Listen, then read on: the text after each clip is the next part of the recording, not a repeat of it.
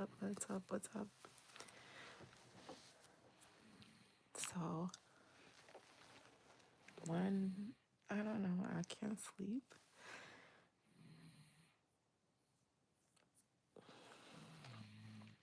So many things are on my mind.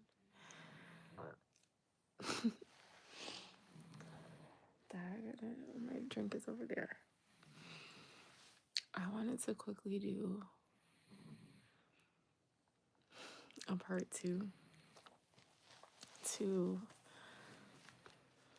my live that I did earlier today. And the title and the description is what you go through is not for you, it's for somebody else. And I did about a 40-minute video that kind of went all over the place earlier. Oh, you're in New York. What's up, Amy? That's awesome. What are y'all doing in New York? I don't like New York. I don't know what it is. So many things, honestly. Yeah, but I know a lot of people like New York, so I hope that you enjoy your time. From there, it's so funny that you got on because I'm gonna talk about something that happened to me today regarding my daughter. So, so many things happened today, but specifically when I went to drop her off at school today, it's usually the teacher that's there waiting for us.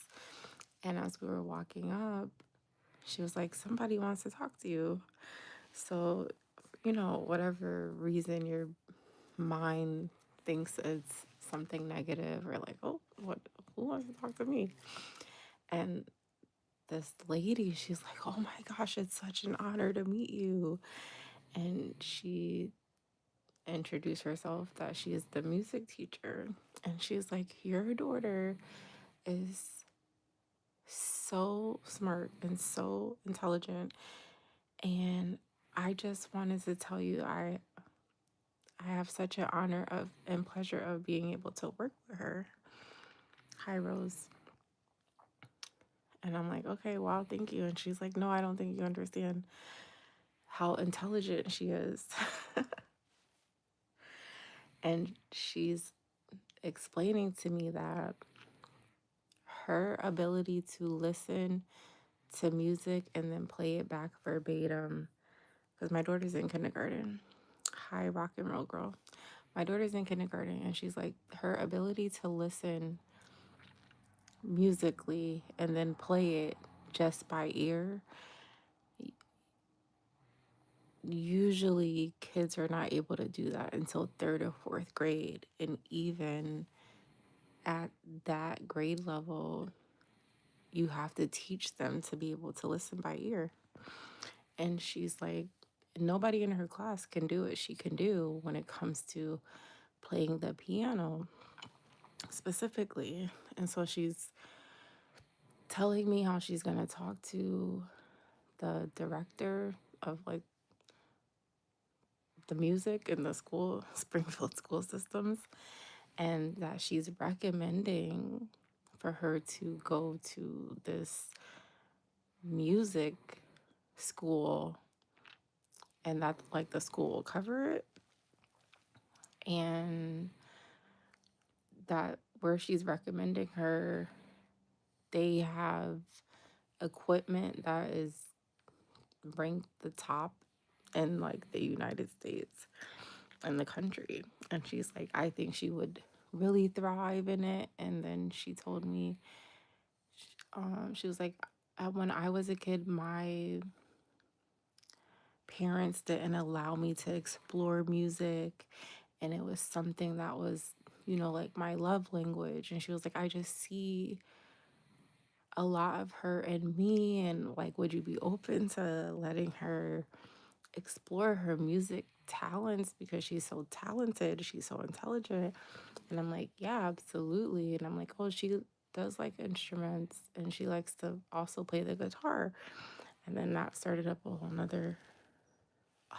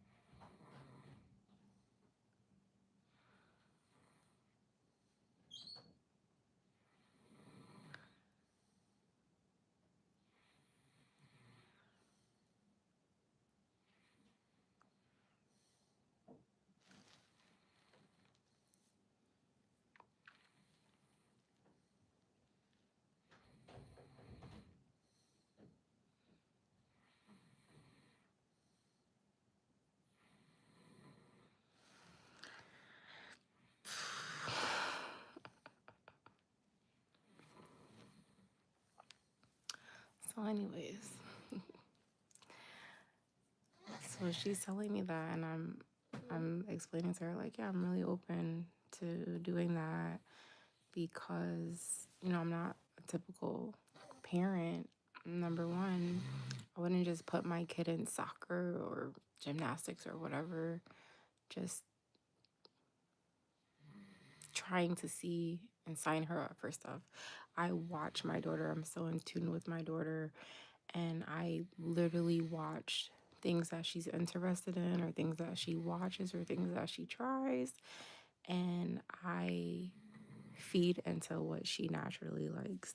So I was like, I'm really open to that. And she was so excited. She was like, oh, great. Because, some parents don't want to hear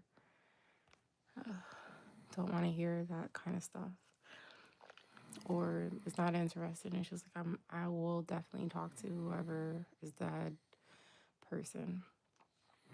And I thanked her. I was like, oh, thank you for speaking so highly of my daughter. Especially, it means so much to me from the school systems because we've had a really hard time with the school system, and just me in general. I've had a super hard time. Just my experience as a mom, and just this is my first kid, and just the journey hasn't been pleasant. It hasn't been welcoming. It hasn't been easy. I've had a lot of people along the way speak very negatively about my daughter, call her names, highly focused on her delays. And so that was just an aha moment for me because I know my daughter is smart. I know she's intelligent. I've been a stay-at-home mom, boss at home mom with my daughter for 5 years, counting. And when she was telling me that, I had to thank her for her positive feedback and seeing the genius in my daughter and seeing how intelligent and smart she is, and just falling in love with this amazing soul that I get to call my daughter. It made me think about when my daughter, for the first 2 years of my daughter's life, I spent so much energy and time and effort trying to prove to my family and to her father's family and to her father what she's capable of and what she's interested in and how smart she is and how talented she is. And I was met with so much backlash of them calling her stupid and slow and retarded, and that she's every name in the book.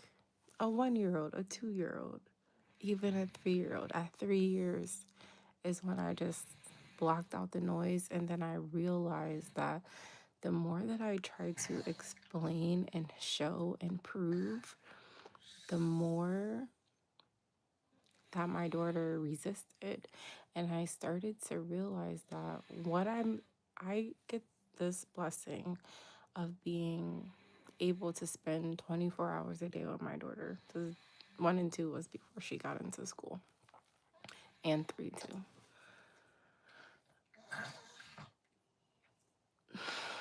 And I'm like, I have a rare opportunity where I don't have to choose making money or making memories, and I get to see all my daughter's milestones and watch her all day long and see her in action.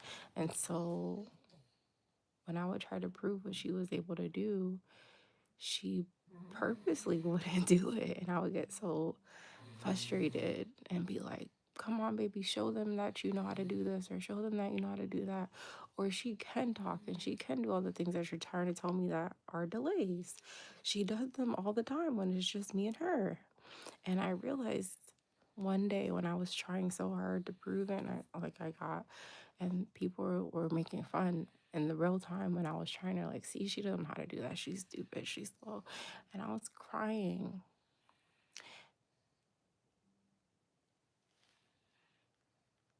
And something in that moment made me realize that I have this rare space, and I am my daughter's safe space. And that's why I see my daughter blossom and bloom and just like be herself when it's just me and her, because we were surrounded by demons and demonic energy and people that are miserable, negative Nancy's, pessimists, narcissists. So, and people that are trying to kill her spirit and trying to make her be something that she wasn't. So, she's a kid. As an adult, we morph and we try to prove ourselves.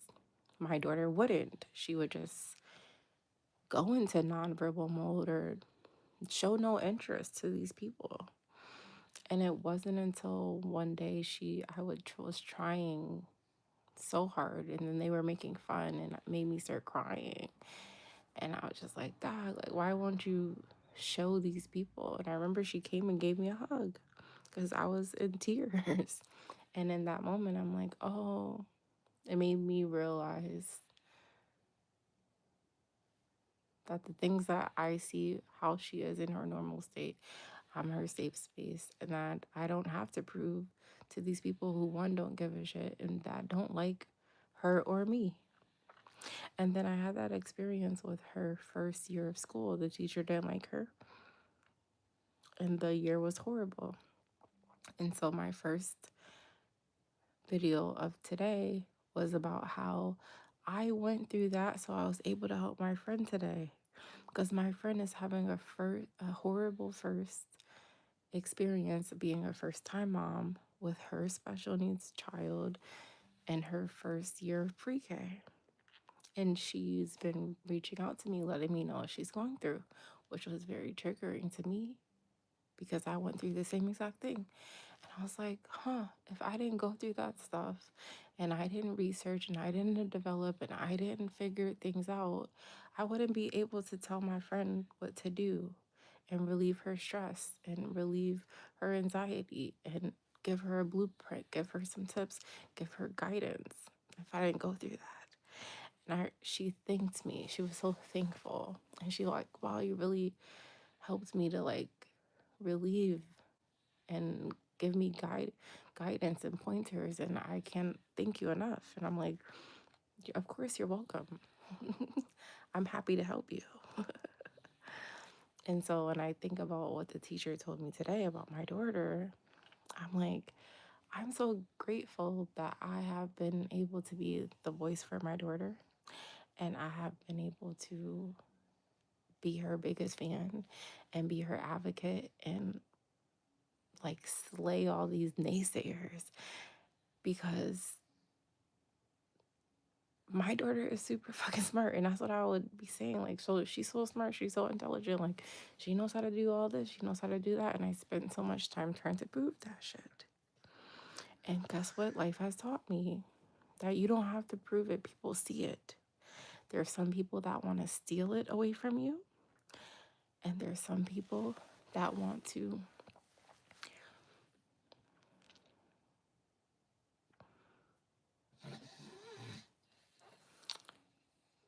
I was gonna say share, but it's not necessarily that they want to share it with you. It's more so that they want to share it with others. Like the teacher was so excited to share it with me today. It was like almost like she was meeting a celebrity. She was like, "Oh, it's such an honor to meet you. Your patient's mom. Oh my gosh, can I tell you how amazing she is?" And I was like, I had to hold myself back from crying because I was like, yeah. And that was my experience last year with the last school. I was so sad about her not being at that school again.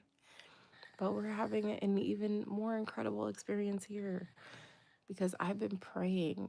Thank you for mentioning that, Amy. I've been praying to God to align me with our tribe, align me and my daughter with people who accept us as we are, that see our brilliance and our genius, and just let us be ourselves.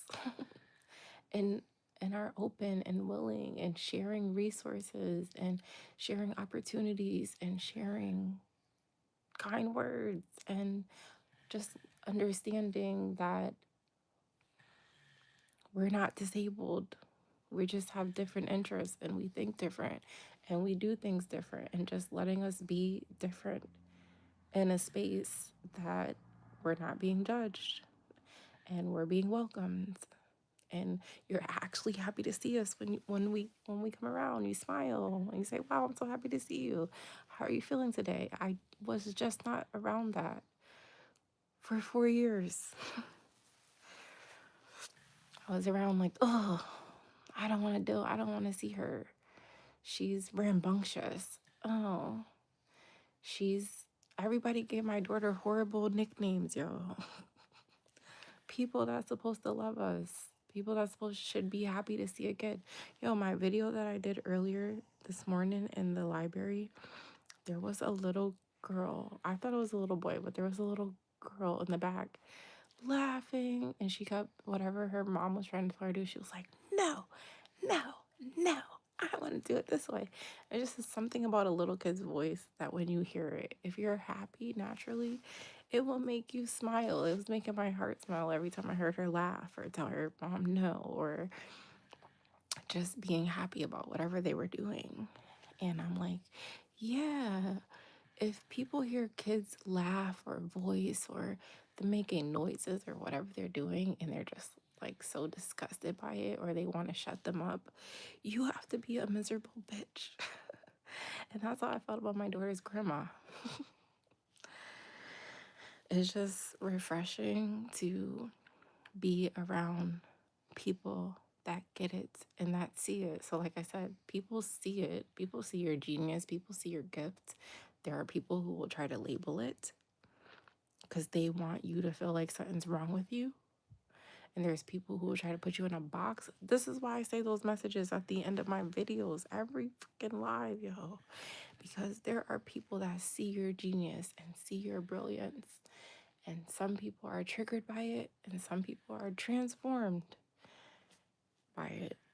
So it's just perspective. And it's just people who get it and want to be in alignment with how you are and want to help you tap more in depth to those things. And there's people that are triggered because they're miserable and they feel trapped, so they want to make you miserable and trap you by labeling you and secluding you and labeling you and boxing you. And I don't play that shit when it comes to my kid. All right, let me read the comments. Thanks for the positive affirmation, Keith. He said, you're in New York with the line in New Jersey. Going home tomorrow, I have no doubt that she's smart. What an awesome opportunity to think about, right? I was like, wow, I had a very interesting day all day today. That was definitely the highlight of my day. And I mean, she stayed and she was like, I hope I'm not holding you up. I don't want to keep talking your ear off, but she's just amazing. I'm so happy when I get to go to her class and just see her brilliance in real time. And it was great. What's up, Richmond? God puts us through our trials and tribulations so we can minister to help others. Facts. Now, Amy, you're so right about that. I was saying earlier,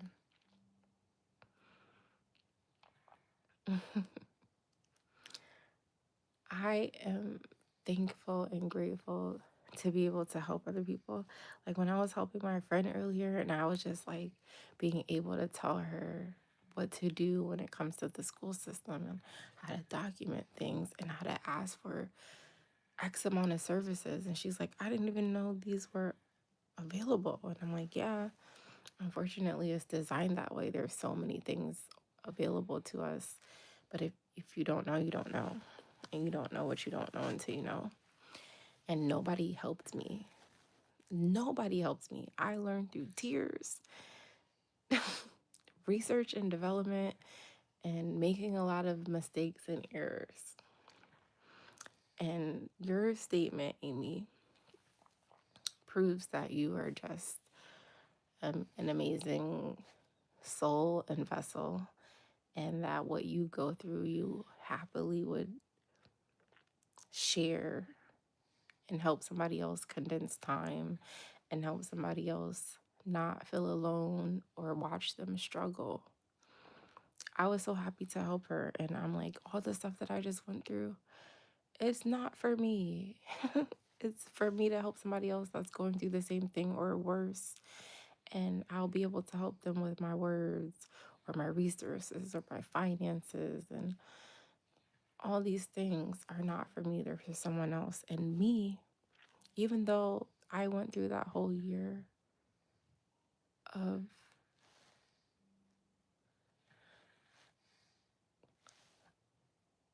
nobody helping me, I don't hold that hostage over somebody else.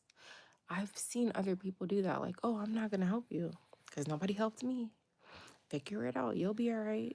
Like, that's a lot of people's motives, is that they suffered, so they want to see somebody else suffer just as much, just as long before they offer help. And I think you block your blessings that way. You remain miserable. And life will never bless you having that kind of character and personality. I was telling my friend that I'm staying with, I was telling her, I'm like, just a couple years ago, because I was talking about how I can go to sleep at whatever time and I can just tell my brain and my body that I want to wake up. Like, it's supposed to be 12 o'clock. I got to get up at 3. I don't have to, but I do during the week. It's a whole commute to get to my daughter's school. So I get up and start having me time. And I'm like, oh, I just wasn't able to do that when I was in the house with that man. And he'd monopolized the bathroom. And like, I was walking around disheveled and barely able to take a shower and like all this stuff. And I'm like, when my daughter was a newborn, and I'm like, I'm breastfeeding, especially when I had surgery with my leg, and I'd be asking him for help. He would say that. He'd be like, you're a mom. Moms figure it out. They don't need help. You do it by yourself. Figure it out. I can't tell you how to plan your day or how to get time for yourself for your day. You gotta figure that out. Why he sat there. And then I was telling her, sometimes he'd be like, I'm gonna call my mom to help. And then his mom would come over with an attitude. And instead of helping me or watching her so I could go take a shower, it was the simplest request. I'm like, I'm breastfeeding. I smell like milk. I want to wash my ass. Like, why are you not helping me with this? Then why are you calling your mom? But she'd come over and she would stand there with her arms crossed, like, well, welcome to motherhood. Anything that was going on with me, that would be her response. Like, she'd come to like watch me suffer while as I'm saying this out loud. Wow. She would come to watch me suffer and not help and say, welcome to motherhood. Nobody helped me. You'll figure it out. How are you gonna take a shower? What you gonna do? And they used to make me put her in the car seat and bring her in the bathroom with me while they would sit in the kitchen and talk shit about how much I'm struggling as a mom, as a new fucking mom. So there are people that go through shit and they don't learn. They don't get the lessons. Therefore, they don't get the blessings.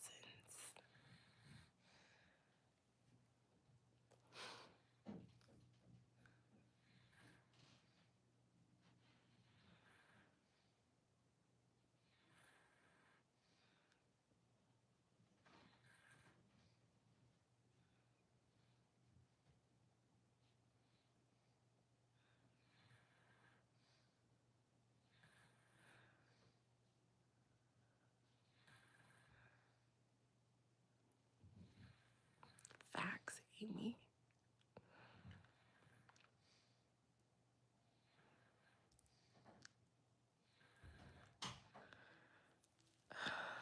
Big facts, yo. And you know what, Amy, you haven't been on my lives in a while. I did a live. I don't remember what the title was, but I did a live talking about how people who are parents that never wanted to be a parent then become the grandparents who don't want to be grandparents. I did a whole live on it because there's a guy at my daughter's school. I see him every day and he's nice. Like, we always just do a brief greeting. But then he immediately starts complaining about how he doesn't want to be here picking up his grandkids to help his daughter. And I never say anything to him. But whatever day I did the live, I ended up feeding into it. And the feedback I got was mind blowing. But not really, because I just dealt with this with my daughter's grandmother and grandfather. And so I was trying to just plant little positive seeds. He's very much stuck in his ways, so I don't know if it would change anything. But you know what's funny? Ever since I did that day, I don't know if he follows me. Probably not because he's elderly. But ever since then, it's just driving me crazy.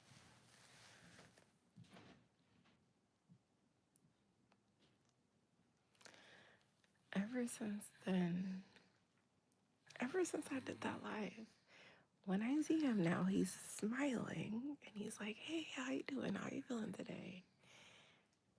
And he has not complained. So maybe I put it out in the atmosphere. I don't know. But I really wholeheartedly believe that people who don't like to be parents or feel like their kids are a burden or their life stopped and they didn't get to do this or do that, or they try to live vicariously through their kids and trying to rewrite the purpose that God put on their lives and didn't learn anything from their kids and just like hate their kids, they turn into the grandparents that hate babysitting, hate when their grandkids come over, don't greet them, don't hug them. All they do is yell and scream and don't want them to touch anything and sit down and shut up and be quiet. That shit is so triggering for me. Absolutely uninvolved grandparents never wanted to be the parents of themselves. Facts, yo. Facts. And I didn't know how deep that rabbit hole goes, unfortunately. And I got pulled in it and I almost didn't get out. And I was just fighting for me and for my inner child and for my child. So I'm like, God's answering my prayers and slowly but surely aligning us with people who don't mean us harm and want to help, people that see who we are and embrace it and are inspired by it and focus on our strengths and not our weaknesses. And even in our weaknesses, they give resources, they give opportunities, they allow you to strengthen those weaknesses, and they don't rush the fucking process. And that's what the fuck I've been doing alone for myself and for my daughter. So this year, like last year was school was good. I had a good set of teachers. They loved my daughter. I was so upset that she wasn't going to be at Franklin Harris again. But here's how life works. Two of the teachers we had from that school transferred over, so she still sees those teachers. They come and visit her every day. And then the teacher that we have is the cousin of the speech therapist that we had from last year, who was phenomenal. So even before on the first day of school, they already knew who I was. They were like, "Oh my God." It was like they were meeting a celebrity and they were like, "Oh my gosh, we've been waiting to meet you guys." And I know I'm family of the speech therapist. And oh my gosh, I feel like I already know you and I already know her and it's going to be a great year.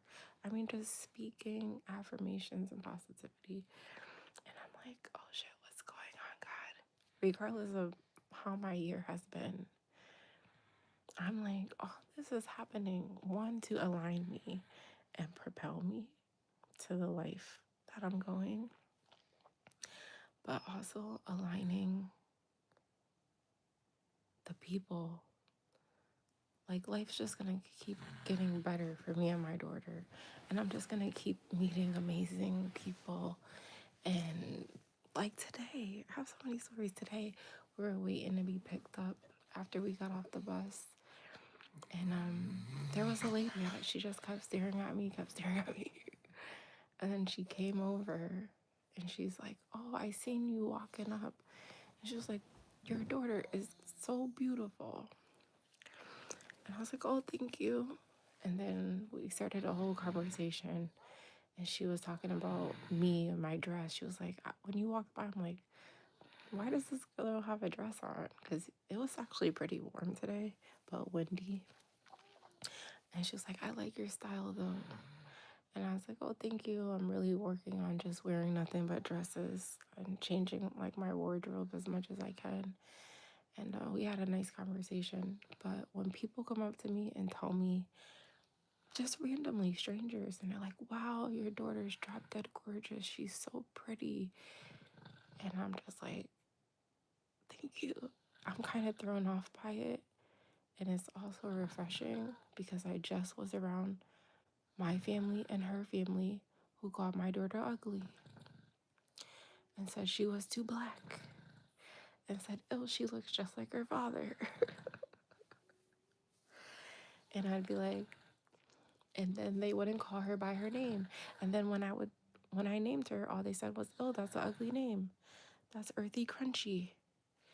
And she's going to have a hard time. She's going to struggle. Why did you give her that name? It's ugly. And try to give her all these ugly nicknames.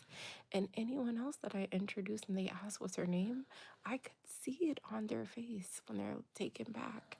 And they're like, wow, that's a powerful name. That's amazing. And today, that same lady, she was like, oh, is this your only daughter, only kid? And I'm like, yeah, I only have one. And I was gonna be like, oh,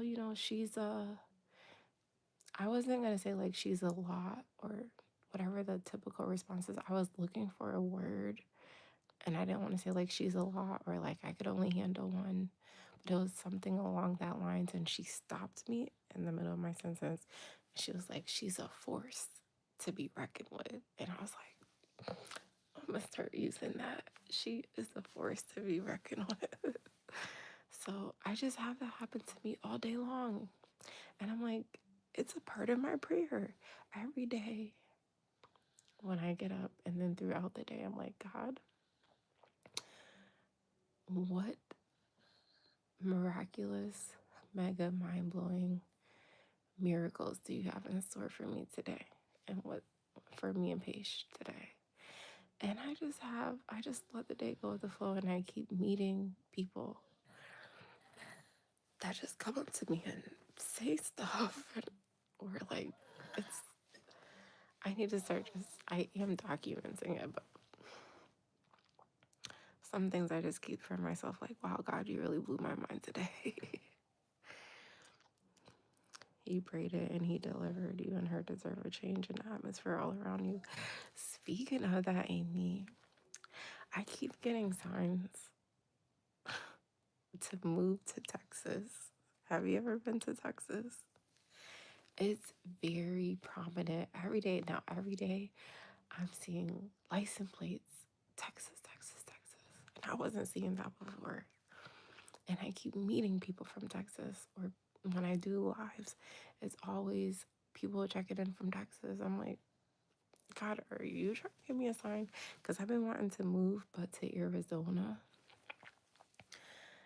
But here I have a map, and I have Texas highlighted. But I very much think next year, June is very prominent. I think by next June, we're gonna be out of here and my daughter will be starting a new school. I really want to put her into private school. So I'm pretty sure that God is gonna move us to Texas because I keep saying that God's gonna provide my lifestyle. God's gonna propel me to my paracme, and but certain things are gonna happen here before I leave. And when God blesses me, there's a lot of people on my list that I have to bless before leaving here. So, Tag, I thought you be the traveling queen. I thought you would have been there. Everything is bigger in Texas. Yes, everything's bigger. And I'm doing research on it. Texas motto is friendship and community.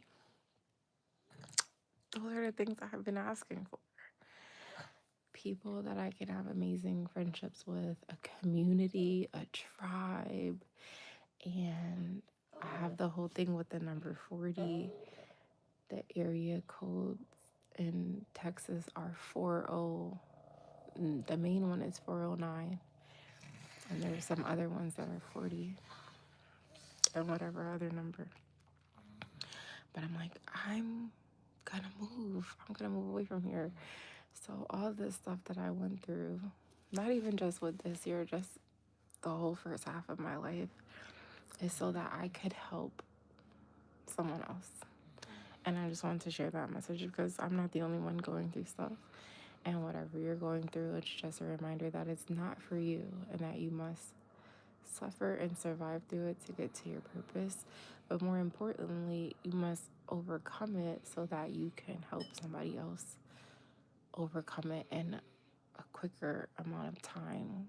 Because the goal is to uh, condense time for other people and not be like the people we spoke about that are pessimistic, negative, and want other people to suffer, want other people to go without, want people to live in lack, want people to wake up and hate their lives and feel like they're alone and they, you know, oppress and suppress themselves. They're doing it to their fucking selves at the end of the day.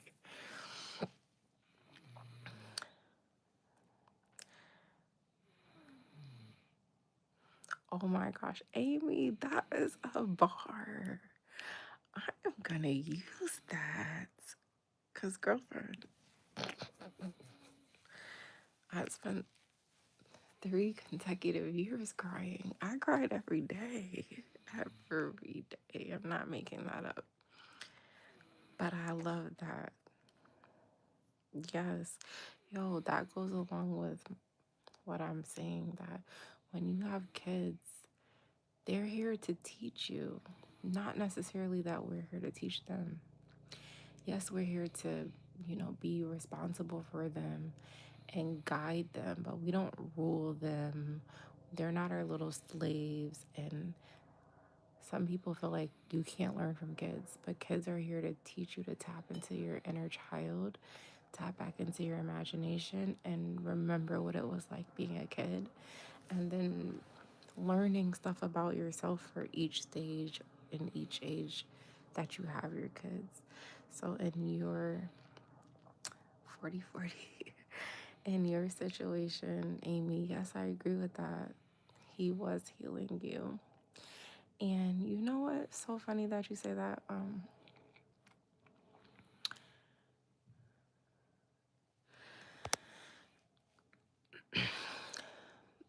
We're doing OT. We're starting back up OT. The OT lady, we've had her for 3 years, and she called me to see if we could come in earlier because we were supposed to go in December. Which, that's what I'm saying. Everything about this year is different. I've been doing OT and speech with her outside the school for the past 3 years now. It's always in September. Every year never feels like clockwork. This year, everything got pushed back to the end of the year. I'm like, oh, this is the year of plot twist. Anyway, she called me and she was asking about how she was doing, saying how she was excited to see us again. And then she was asking me if I did the diagnosis, and then she was asking me if I got myself diagnosed with autism because I was explaining to her, I'm like, while I was pregnant, I was working and learning about autism, and I really believe that I'm autistic. And um, funny, she was like, most women later, if they do get a diagnosis, they first get diagnosed with bipolar or ADHD. And so, I told her what was going on last year. They all knew. Anyways, when she brought that up, I'm like, it's not that I didn't want to get her diagnosed. I don't like, and I want to create a program for people with disabilities and homeless people. What I'm going to change is the way that it's taught, especially to parents, especially to new parents. Because the reason you felt that way, Amy, of asking God to heal AJ, is because it's taught that autism or anything spectrum based or a disability is taught that, oh, something's wrong with your kid. They're not functioning typically standard average. That doesn't mean that something's wrong. It means they learn different. It means their IQ's on probably on a whole nother level that you don't understand. And so when you hear that, oh, something's wrong and they're not developing or they have these delays, they're not meeting the milestones like a typical average person, it programs your fucking head to be like, oh, wow, what's wrong with me? And why do I have this kid that's slow or stupid or something's wrong with them or they need fixing? And so I always rebuked that. Every doctor, every specialist, every teacher, family that tried to tell me something was wrong with her and that it was my fault, and they tried to be like, oh, it's because you're feeding her vegan, or they were always trying to find something to be like, this is why she's not right, and this is why she's different, and this is why she's not where she needs to be, and that I need to go to an outside source. I need to go to a specialist to fix her, to heal her. And I would be like, but nothing's wrong with her. Like everything that you're trying to tell me she can't do, she does do. She's not doing it at the speed you want her to do it, but you're not God. So she ain't on your time and she ain't on my time. She's on God's time. So I always rebuke that, but I was explaining that to her, that I don't like how I get why the doctors and stuff do that because everything's insurance based. And if you don't have insurance, they won't cover for services and programs and all that stuff. So it's all about money, money, money. But they program you, and that's instilling fear. That's why I got out the medical field, because they feel that something's wrong and you need a medication, you need a diagnosis, and you need a label. And then that makes you feel inadequate. That makes you feel like, oh, I did something wrong. You didn't do nothing wrong. Like you said, God doesn't make any mistakes. And like people that are on the spectrum, that's why I say I'm on the spectrum. You learn differently than the typical average person, which makes you not typical, average, or standard, which is actually a good thing. Why the fuck do I want to be normal or standard or average or typical? That don't make no sense to me.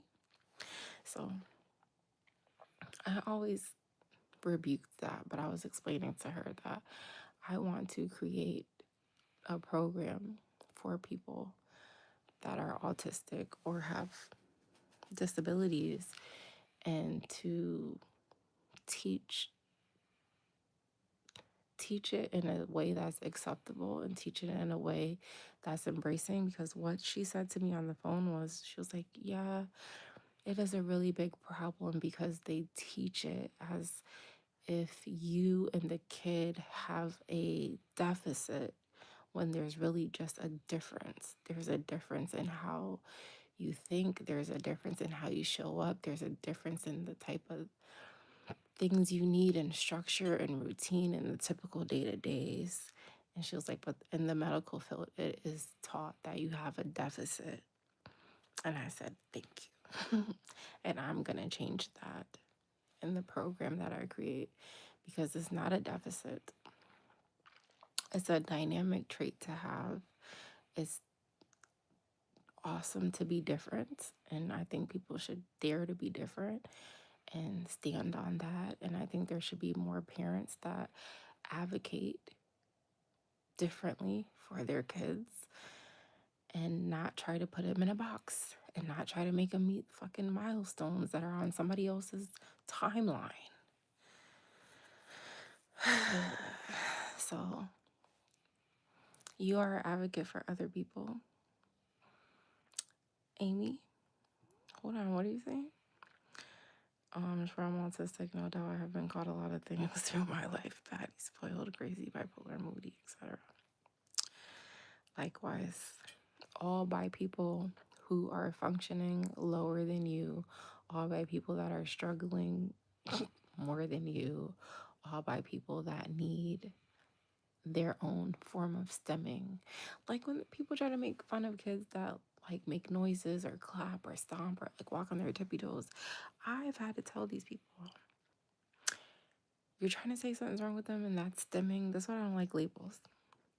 But when you feel any amount of stress, you gotta smoke a cigarette, or you gotta get high, or you gotta drink, or you gotta do it. That's a form of stemming as an adult. You haven't conquered, and you're stemming because of some kind of demon, some kind of battle that you haven't figured out. And you're trying to say, what about a kid? So it gets real deep. And I try to just like refrain from people who don't get it. Those that get it, and those that don't. And you said, I didn't take Tylenol once while I was pregnant with AJ. Yeah, I don't know what the whole Tylenol thing is about. I do remember after having my daughter, and then I got the post preeclampsia, and I almost had a stroke, and I had to be on that magnesium drip. That was what the doctor told me. He was like, if I get pregnant again, I, am an elderly geriatric pregnancy. And then two, I will automatically be bedridden because of how this pregnancy went and because of how I lost a baby before her. And they were saying that I would have to take a children's Tylenol every single day or something. So I don't know what the Tylenol thing is. I know that people are trying to say like it's because you did or didn't take Tylenol that causes autism, but that's what I'm saying.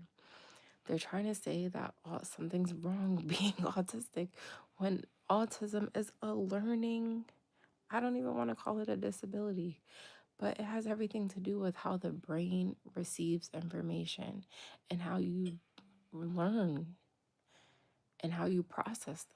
So there are a plethora of people who learn the typical way, who a teacher, somebody can stand in front of you and say something and teach just verbally and you get it. I never learned like that. I have to have both sides of my brain work in order to grasp a concept, meaning I have to see something and I have to hear it and I have to do it. It has to be mirrored for me, all three, for me to get it. If you just try to teach me something verbally, this is why I struggled so long with learning Spanish, because in a typical classroom, they're just speaking it. So they want you to hear and pick it up. I had to start teaching myself because I need to see the words, I need to hear the words, and then I have to mirror and practice and then speak, have a real conversation. I need to have all those things lined up. So that's the big thing in autism, is the lining up things. That's why when they were trying to tell me that about my daughter, like, oh, look how she plays, she lines things up. I'm like, so I need things to line up for me in order for me to connect the fucking dots. How do you think you connect dots? By lining the shits up, yo. So I was just like, the way that they're teaching this, they're trying to make it seem like it's something more than what it's not.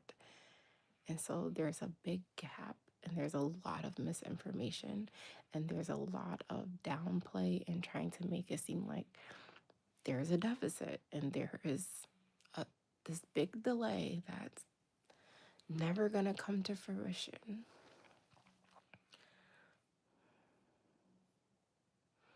Facts. That's what they try to say about bipolar, is that you feel too much. You feel too much of your emotions. That's why I'm telling you, I'm gonna be on stages talking about being locked up last year. I swear to God.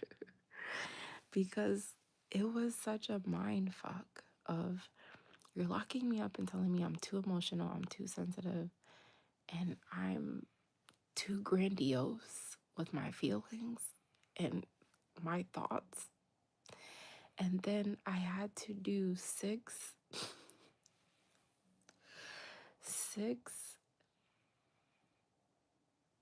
therapy group sessions a day where I had to color and talk about the importance of emotions and feeling those feelings and expressing those feelings. And then me being medicated because I feel the feelings and I express the feelings, but I should work on not expressing them and feeling them as much. Yo, the medical system is the biggest scam in the whole fucking world. So I don't listen to that shit no more. I don't listen to any of that stuff because you are supposed to feel your feelings. And that's what when I got out, that's what I was going toe to toe with these people about. Like, so wait a minute, something's wrong with me. And now all of a sudden I have this unofficial diagnosis on paper because I can express how I'm feeling and how what you're doing is making me feel, while you are sitting here drinking yourself in a stupor or smoking 100 blunts back to back to back because you want to suppress and not feel, and you can't communicate how you feel and what's bothering you, but something's wrong with me. Me, who's completely sober, I don't smoke, I don't drink, I don't take medication, and I'm the one with the issue. Get the fuck out of here. Whew. That shit don't make no sense. So feel all your feelings and be an advocate for other people to embrace that shit and not feel like, whoa, I have whatever label you want to give yourself. I didn't go to college to be a teacher. I chose to be a teacher, and I taught a multifaceted approach in teaching math and science. So many different kinds of learners. Right. Yo, you're making me think of so many great memories. I thought I was so dumb when it came to math. I used to be afraid to go to my math classes all throughout school. And I never had a good math teacher that could recognize how I was receiving math and what the blockages was in order for me to get the math problem. It wasn't until I went to stick, my very first college math teacher that I had, I was so afraid, and I'm like, oh, I'm so stupid. I don't know math and numbers. I'm so afraid of numbers. And I'm telling you, he would break it down. Like, he met each student where they were and was able to see, like, okay, math can be applied to everyday life and to real situations that have nothing to do with math. In order for you to get math, you have to look at the problem and put it into a real life scenario. And the second that he told me that, I was able to solve so many math problems. And I had him back to back for 2 years in a row. And it was my first time ever getting A's in math. I was blown away. I was mind blown. And he's my favorite teacher. Shout outs to Mr. Rama. He follows me on Facebook. But I was like, wow, you know what it is? It's teachers. Teachers who love their job and teachers who get into their subject and their field because they actually want to teach and help other people learn and know that there's no cookie cutter way of learning. There are so many different ways of learning, and you have to be multifaceted. Like you said, you have to have your own plethora of skills, your own plethora of experiences to be able to teach kids from all different backgrounds and help them apply what they're learning their own way to be able to get it. Because the teachers I had in math previously, they would try to say, do it my way. My way is the only way. When that's not true. In math and anything, there's so many ways to solve a problem and get to the same solution. You don't always have to go about it one cookie cutter way. And there's a lot of people that are just like micromanagers and people that have fucking control problems that'd be like, do it my way, and their way doesn't even make sense, or their way is stupid, or it's elongated, and it makes you do all this extra stuff when you could just cut the bullshit and cut the fluff and get to the same problem quicker, faster. I'm telling you, there's people that want you to suffer. It's crazy, but shouts out to you, Amy, for being an amazing math and science teacher. Teachers are important. I think that teachers should get paid more than a doctor. More than a doctor. Because teachers have it hard, especially the older the kids are. They have it hard and they put up with a lot of shit. And they got to do their own, pay for their own shit, supplies and all types of shit. They got to come up with their own lesson plans. Teachers have a hard job and they're not recognized enough and they don't get paid enough and they don't get enough acknowledgement and support and thanks. It's crazy.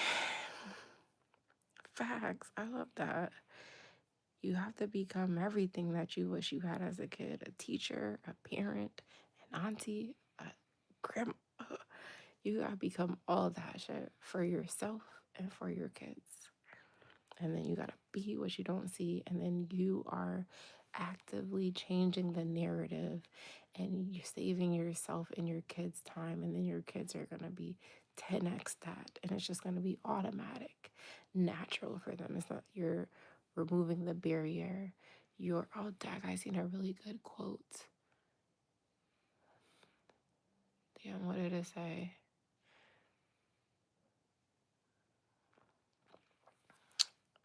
I have this incense going. And I don't know. Maybe it's messing with me. I can't think of the quote, but basically, it's like, oh, I think I shared it in one of my shorts. In order to break the cycle, you must take on all the lessons and hardships so that your kids don't have to. But simultaneously doing that and teaching them and showing them a different way, they won't have to. And like I said, it'll just become the norm and you're changing the cycle, you're changing the narrative, you're breaking the trauma and the rejection and the stigma and the suffering and all that in between shit. You're building the bridge. So you are the bridge that your kids are able to walk over. Because so many of us, our parents didn't build a bridge. They just was like, get over here however you could get here. Terrible. And math isn't just numbers, it's a concept. In order to understand it, you must envision it in different forms. Right. And it wasn't until Mr. Rama that I was able to learn that and adapt, digest, and apply it and like excel. And now I love numbers. I'm obsessed with numbers. That's another reason I got locked up. Because the person who said that they wanted money tried to tell me I was scaring them by talking about numbers. When what the fuck is money? Numbers. Yo, I'm going to laugh for the rest of my life. And I'm going to just enjoy telling my life story, but especially 2024 leading into 2025. Because it don't make no sense. It doesn't make any sense. But yeah, I just want to talk about that again because in my live that I did earlier, I talked about my day, but I didn't talk about the teacher and what she told me. But this was good because I got to talk with you, Amy, and whoever else is watching. Thank you for the likes. Thank you for tuning in. Amy, you brought up some really good pointers and you brought up some amazing memories for me. So thank you for that. I hope that you have fun in New Jersey / New York and a safe trip back home. And yes, almost after 12 o'clock. Tag. Yeah, that's pretty much all I got for you today. I'll be back tomorrow while I'm out. It's gonna be cold, so you're right. It was a great therapy session. This is very therapeutic for me, better than any therapy that I just went to. So thank you for being a reciprocal therapist and talking to me and giving feedback and sharing your experiences and your life more in depth than the little bit that I got to know in our time together. And yeah, that was great. That was awesome. So yeah, I'll be you're awesome, thank you. I'll be back tomorrow. I don't know what time, but before I get my daughter at 3 to do another live. And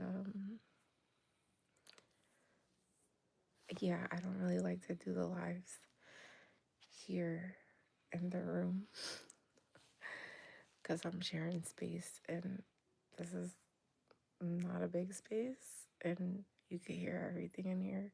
So I'm like that as soon as I went live, like everybody started getting up and I hope I didn't wake them up. I'm trying to be as quiet as I can, but like I said, you can hear everything in this house.